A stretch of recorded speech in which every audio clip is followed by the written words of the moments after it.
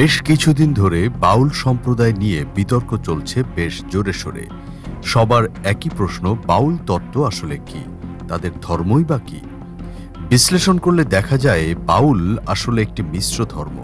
বাউল মূলত একটি ধর্মীয় সম্প্রদায়, তাদের নিজস্ব তত্ত্ব, দর্শন ও সাধন পদ্ধতি রয়েছে। এই লোকধর্মের সাধকদের তত্ত্ব ও দর্শন সম্বলিত গানকে বাউল গান বলা হয়। বাউলরা সঙ্গীতাশ্রয়ী, মৈথুন ও দেহভিত্তিক গুপ্ত সাধনার অনুসারী হিসেবে ধরা হয়। এই সাধনায় সহজিয়া ও সুফি ভাবধারার সম্মিলন ঘটেছে। তারা না মুসলিম না হিন্দু। তারা নিজেদেরকে মানব ধর্মের অনুসারী বলে দাবি করে। তারা মসজিদে বা মন্দিরে যায় না, কোনো ধর্মগ্রন্থে তাদের বিশ্বাস নেই বলে জানা যায়। তারা কোনো ধর্মীয় আচরণও পালন করে না। তাদের জানাজাও হয় না বা তাদের লাশ পোড়ানোও হয় না। তারা সামাজিক বিবাহ বন্ধনকেও স্বীকার করে না। নারী পুরুষের অবাধ মেলামেশা ও বসবাসকে দর্শন হিসেবে অনুসরণ করে। এদের উৎপত্তি সম্পর্কে ধারণা করা হয় যে প্রাচীন ফিলিস্তিনে রাস সামারায় বাআল নামের এক প্রজনন দেবতার উপাসনা করা হতো। বাআল প্রজনন দেবতা হওয়ায় মৈথুন এই ধর্মের অংশ হয়ে পড়ে। অষ্টম নবম দশকে পারস্যে সুফি সাধনার উদ্ভবকালে বাআল নামক এক সুফি ধারা গড়ে ওঠে। তারা মরুভূমিতে গান গেয়ে বেড়াত বলে জানা যায়।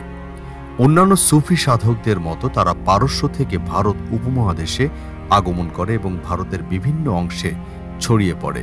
এভাবেই বাংলায় বাউল সম্প্রদায়ের আগমন ঘটে বলে বিশ্লেষকরা জানিয়েছেন। কারো কারো মতে সংস্কৃত শব্দ বাতুল অর্থাৎ পাগল কিংবা ফার্সি শব্দ বাল অর্থাৎ পাগল বা বন্ধু থেকে বাউল শব্দের উদ্ভব হয়েছে। প্রেমাস্পদের উদ্দেশ্যে সংসার ত্যাগী ও উন্মাদ হয়ে গান গেয়ে বেড়ানোর কারণে তাদেরকে বাউল বলা হয়। গান বাজনা হল তাদের ধর্মপ্রচারের একমাত্র মাধ্যম।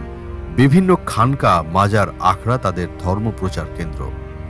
বাংলাপিডিয়া, ডক্টর আনোয়ারুল করিম, বাংলাদেশের বাউল, পৃষ্ঠা 15 থেকে 17। ডক্টর আহমদ শরীফের মতে ব্রাহ্মণ, শৈব ও বৌদ্ধ সহজিয়া মতের সমন্বয়ে যে মিশ্র সম্প্রদায় গড়ে ওঠে, তারা একসময় ইসলাম ও বৈষ্ণব ধর্ম গ্রহণ করে। কিন্তু পুরনো বিশ্বাস সংস্কার বর্জন করা সম্ভব হয়নি বলে তারা পুরনো প্রথাতেই ধর্ম সাধনা করে চলছে। ফলে বাউল মত না ইসলাম না হিন্দু ধর্মের অনুসরণ করে, বরং তারা নিজেদের মনের মতো করে পথ তৈরি করে নিয়েছে। এজন্য তারা বলে, কালী কৃষ্ণ গড খোদা, কোনো নামে নাহি বাধা, মন কৃষ্ণ গড খোদা বলরে। বাউল তত্ত্ব, পৃষ্ঠা 53 থেকে 54। বাউলদের বিশ্বাস হল তারা সর্বেশ্বরবাদী। দেহ ও কামাচার তাদের কাছে ঐশ্বরিক। তাদের মতে দেহের বাইরে কিছু নেই। এখানেই আল্লাহ, নবী, কৃষ্ণ, ব্রহ্মা, পরমাত্মা একাকার, অর্থাৎ ঈশ্বর ও বিশ্বজগৎ অভিন্ন দুই সত্তা। যখন কেউ সাধনার শীর্ষে আহরণ করে তখন সে ঈশ্বর অর্থাৎ আনাল হক হয়ে যায়। প্রচলিত সুফিবাদের মতো বাউল ধর্মেও দেহের মধ্যে পরমাত্মার উপস্থিতি স্বীকার করা হয়। এর চূড়ান্ত অবস্থায় নিজেকে ঈশ্বরের পর্যায়ভুক্ত মনে করা হয়। একে অপরের মধ্যে ফানা অর্থাৎ বিলীন হয়ে যায়। উপেন্দ্রনাথ ভট্টাচার্য, বাংলার বাউল, পৃষ্ঠা 482। তাদের আল্লাহ ও রাসূলের নাম নেওয়া এবং আরবি ও ইসলামী পরিভাষা ব্যবহার করা দেখে অনেকে তাদেরকে মুসলিম মনে করে, অথচ তাদের জীবনাচরণ মূলত হিন্দু ও বৌদ্ধ ধর্মীয় দর্শন ও উপাসনা রীতিনীতি দ্বারা প্রভাবিত বলে বিশ্লেষকরা জানিয়েছেন। বাউলরা গুরুবাদী হয়ে থাকে। গুরু বা সাইকে এরা ঈশ্বরের অবতার মনে করে। এরা বিশ্বাস করে যে গুরু অসন্তুষ্ট হলে তার ইহকাল পরকাল সবই বিনষ্ট হতে পারে। গুরুকে তুষ্ট করাই এদের সাধনার অঙ্গ।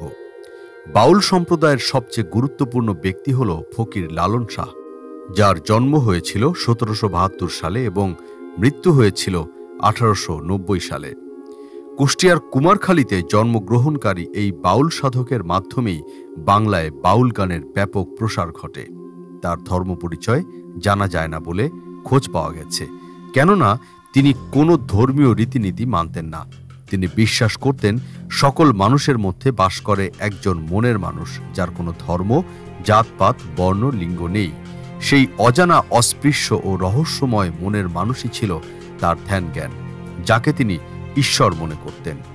তার মতে পার্থিব দেহ সাধনার ভেতর দিয়ে দেহোত্তর জগতে পৌঁছানোর মাধ্যমে সেই মনের মানুষের সন্ধান পাওয়া যাবে, আর তাতেই হবে মোক্ষ ও মহামুক্তি লাভ।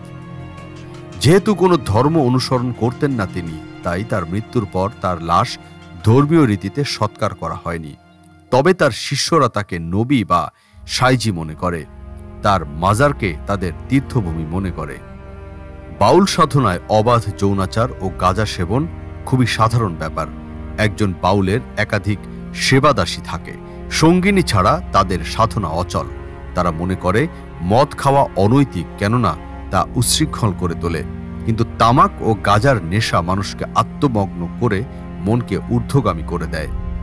বাউল গানের আসরে এরা সিজদা দিয়ে তাদের গান শুরু করে, তবে কাকে সিজদা দেয় তা অবশ্য তারা বলে না। সুতরাং বিশ্লেষণ করলে দেখা যায় বাউল একটি সর্বেশ্বরবাদী বৈরাগী জীবনধারায় অভ্যস্ত সম্প্রদায়, যা ইসলাম এবং বৈষ্ণব ধর্মের মিশ্র একটি ধর্ম। এরা না মুসলিম না হিন্দু।